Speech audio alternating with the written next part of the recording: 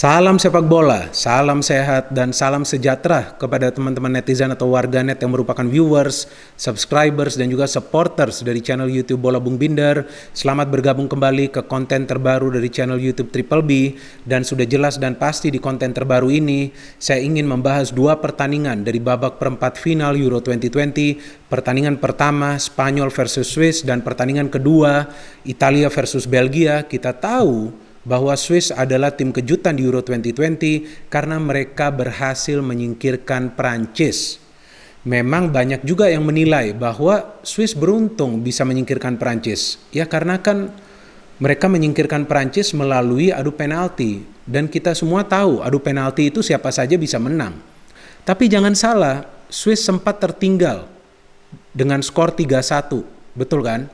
Dan mereka berhasil menyamakan kedudukan, dan Swiss juga yang sempat mencetak gol lebih dulu, dan Swiss juga yang sebetulnya bisa saja membuat keunggulan mereka lebih jauh jika saja Rodriguez bisa mencetak gol dari penalti. Jadi saya tidak paham jika ada yang menilai bahwa Swiss beruntung, karena terus terang terlihat para pemain Swiss bekerja keras selama 120 menit. Dan memang tidak mudah untuk mengatasi pergerakan-pergerakan dari Mbappe, Benzema, Griezmann, didukung juga Paul Pogba dan pemain-pemain lainnya, apalagi ada Kante. But Swiss can handle it. Para pemain Swiss bisa mengatasi kualitas atau teknik permainan dari para pemain Prancis yang merupakan unggulan pertama untuk menjadi juara di Euro 2020. Tapi sekarang kan kondisinya berbeda. Mereka akan berhadapan dengan Spanyol. Yang kita tahu bahwa Spanyol sejauh ini belum terlihat titik lemahnya. Ya memang sih ada ya sebelumnya titik lemahnya, yaitu finishing dari para pemain Spanyol. Tapi dalam 2 match terakhir, tampak jelas para pemain Spanyol itu bisa menyelesaikan peluang-peluang yang mereka peroleh. Dan itu sesuatu yang sangat penting, karena hanya dengan menguasai bola, hanya dengan menciptakan peluang-peluang, itu bukan berarti tim sudah bisa meraih kemenangan, tetapi finishing yang lebih penting lagi.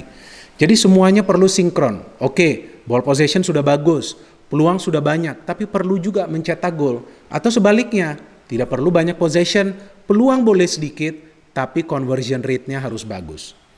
Dan Spanyol ini adalah tim yang tidak mengandalkan 2 ataupun 3 pemain. Mereka mengandalkan semua 11 pemain di atas lapangan. Buktinya begitu banyak pemain Spanyol yang telah mencetak gol. Jadi tidak mudah untuk mengawal 2 ataupun 3 pemain Spanyol, beda tentunya dengan Prancis. Dan salah satu keunggulan dari Swiss di pertandingan lawan Prancis adalah di lini tengah. Swiss memadatkan lini tengah mereka untuk mencegah gerakan-gerakan yang berbahaya yang bisa saja muncul dari Kante atau juga Pogba. Maka itu Pogba hanya sesekali terlihat, apalagi Kante yang tidak bisa berkembang dalam pertandingan tersebut. Dan itu semua karena adanya Granit Xhaka asal Arsenal ya. Jadi jangan juga menyepelekan pemain-pemain Arsenal. Sebelum Granit Xhaka yang mendapatkan Star of the Match di pertandingan lawan Prancis, Bukayo Saka juga pernah mendapatkan gelar Star of the Match.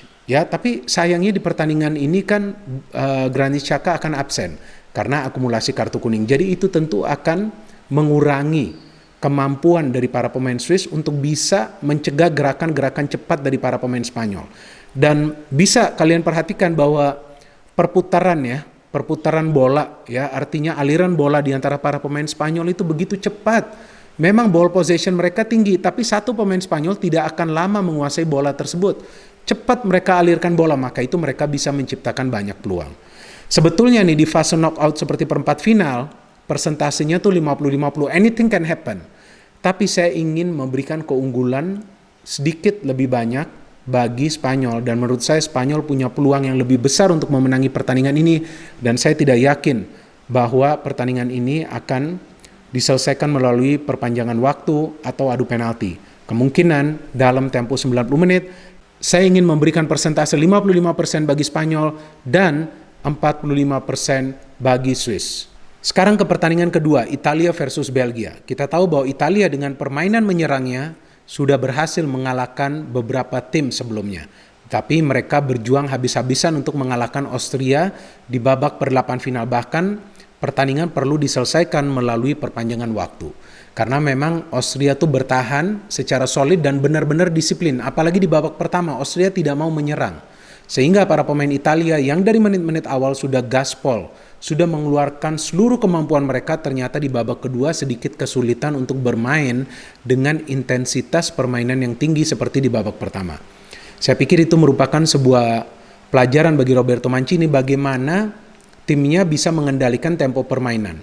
Ya bagus saja jika Italia bisa mencetak gol cepat, tapi jika tidak bisa, tentu akan muncul sebuah masalah di babak kedua dan itu tampak jelas di pertandingan lawan Austria, dan Austria juga ada gol yang dianulir dan memang Arnautovic berada dalam posisi offside, so tidak ada yang perlu didebatkan lagi, but still Italia bekerja keras untuk bisa meraih kemenangan dan karena Mancini memainkan beberapa pemain dari bangku cadangan yang bisa membuat Italia meraih kemenangan.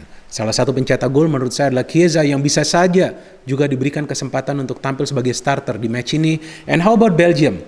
Belgium kita tahu adalah tim yang juga punya materi pemain yang merata. Seperti Italia juga menurut saya materi pemain yang merata. Dan sama juga lini pertahanan Italia dan juga lini pertahanan Belgia dipenuhi oleh pemain-pemain yang senior yang sudah berusia di atas 30 tahun.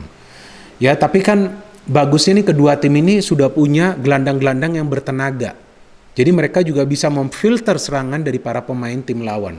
Maka itu ya kita tahu bahwa dua penjaga gawang ini sejauh ini catatan clean sheet-nya bagus sekali.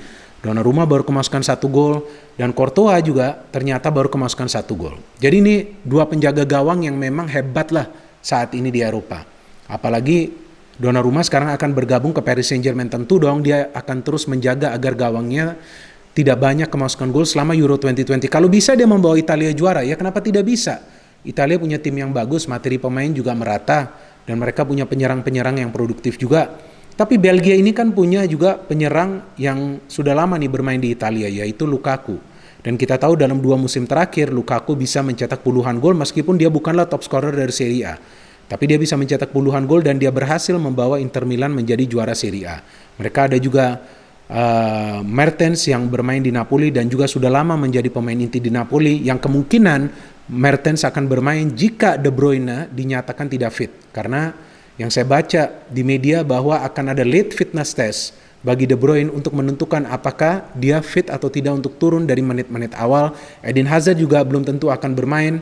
Dan saya pikir jika Eden Hazard tidak bermain, maka Carrasco yang akan bermain. Dia juga pemain yang berpengalaman, bermain di Atletico Madrid. Dan para pemain Belgia sudah lama ya bermain secara bersamaan mulai dari Euro 2016. Memang mereka gagal di Euro 2016 di fase ini juga perempat final kalah lawan Wales. Italia juga kalah di fase perempat final lawan Jerman melalui adu penalti. Jadi memang kedua tim ini punya tantangan untuk membuktikan bahwa mereka adalah salah satu yang terbaik di Eropa, selain tentunya tim-tim besar lainnya yang masih bertahan di Euro 2020. Salah satunya kita tahu adalah Inggris.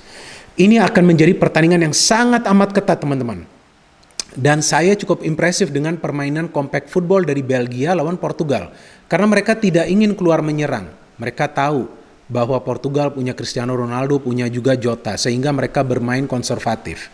Lawan Italia saya pikir ya bahwa Roberto Martinez akan tetap mengandalkan permainan konservatif ini, coba untuk menyerap tekanan dari Italia dan melakukan counter. Kalau bagi saya pertandingan ini persentasenya adalah 50-50. Tim yang bisa mencetak gol lebih dulu punya peluang lebih besar untuk meraih kemenangan. The first goal is very crucial. Dan bagi Italia seperti biasa mereka akan keluar gaspol, coba untuk mencetak gol cepat. Belgia akan bermain defend and counter. Dan yang perlu diperhatikan oleh para pemain Belgia adalah pergerakan dari para pemain Italia dari kedua sektor fullback. Meskipun Italia mengandalkan 4 back di belakang, tapi 2 fullback mereka ini rajin menyerang dan juga 2 penyerang sayap mereka mobile. Jadi kita tunggu saja bagaimana jalannya kedua pertandingan ini. Yang pertama Spanyol 55, Swiss 45, juga tidak akan mudah bagi Spanyol untuk menang. Dan yang kedua Italia versus Belgia 50-50. The first goal itu sangat krusial di pertandingan antara Italia versus Belgia. Silakan bagi teman-teman yang punya pilihan yang berbeda bisa memberikan komen di kolom komentar di bawah konten ini. No hate, only football, salam sepak bola.